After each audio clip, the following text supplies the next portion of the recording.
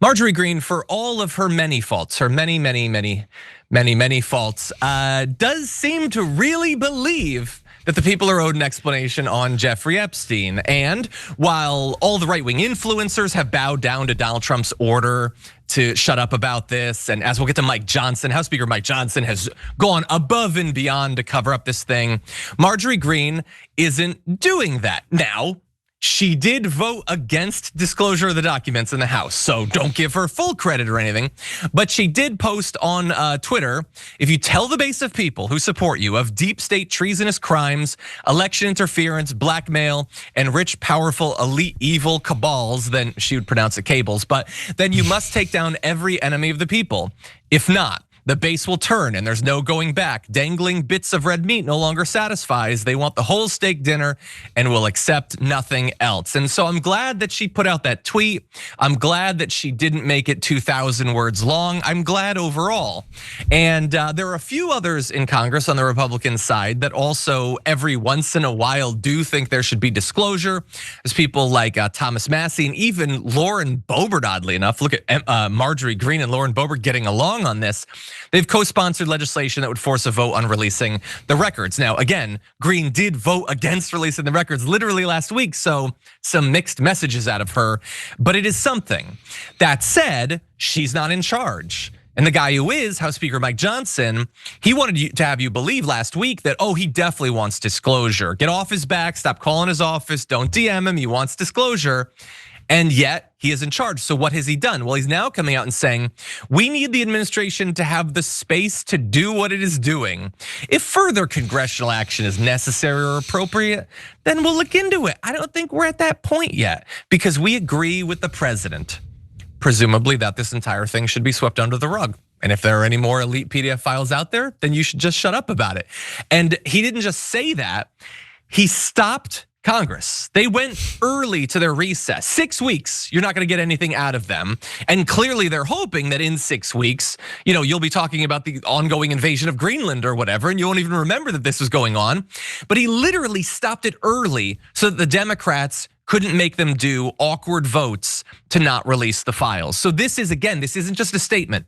This is action in pursuit of aiding the cover up.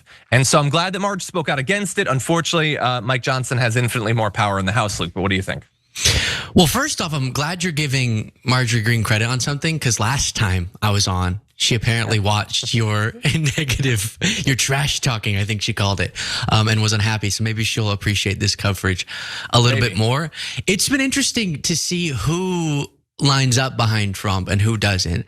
And what's weird is, even though here it doesn't apply, I mean, some people take this to an extent that probably isn't there, but it's some of the more conspiratorial people who are actually, in a sense, being more principled on this against Trump. Because I think the way they defined themselves in the Republican Party was the most pure on things like Epstein, and her allegations against all Democrats she didn't like of being pedos would sometimes use the real story of Epstein to perpetuate false stories against just random people that she didn't like. And so it's fascinating. I didn't know there was something that was more critical to the identity politically of someone like Marjorie or these other figures than Trump. And there is, clearly. This has proven to be, at least for the time being, more of an epicenter of who they want to portray themselves to the base as than even their loyalty to Trump. The more, I don't know if you covered this, I've seen different polls, some that are more exciting, some that are less, but like Harry Enton was going through some poll numbers and Trump's approval rating went up with the Republican base in this whole process.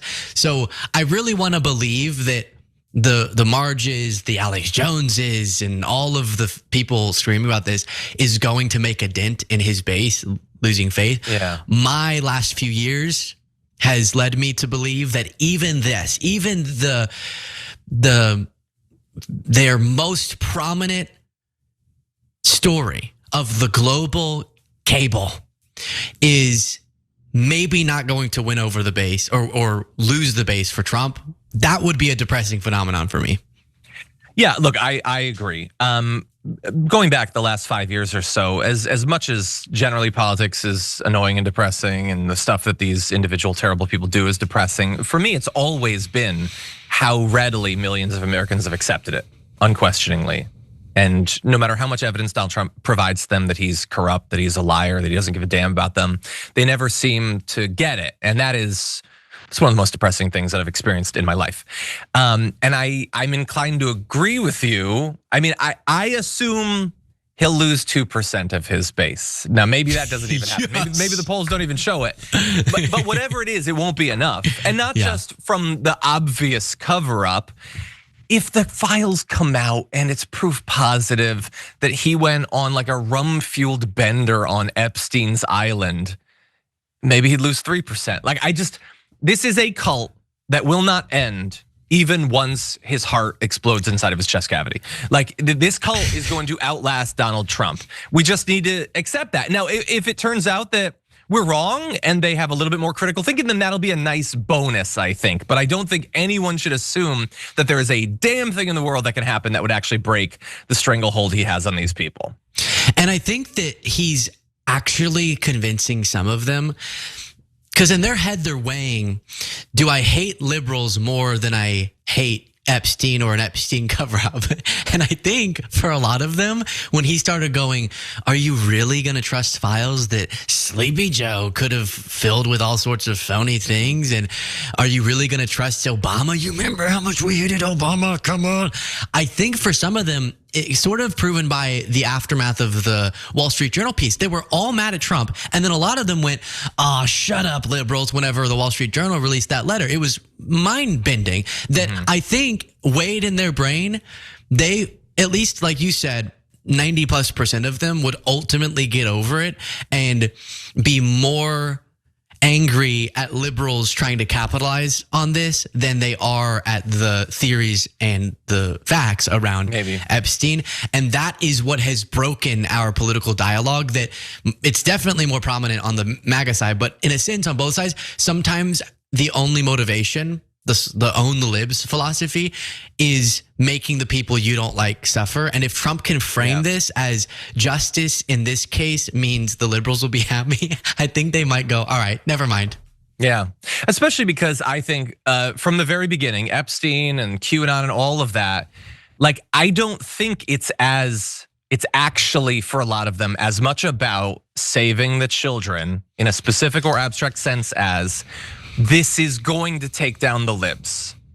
Like they want the Epstein files, but I think a lot of them want the Epstein files because they think it's just a list of every single celebrity and Democrat they don't like. There's no reason to believe that. There's never been a reason to believe that the only rich and powerful people on the list will be Democrats and not Republicans, but they just take it as an article of faith.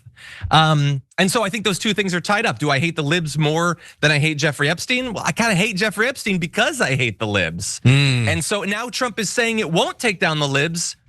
So do I really even care anymore? It's just about the kids, and I've never really cared about the kids that much anyway.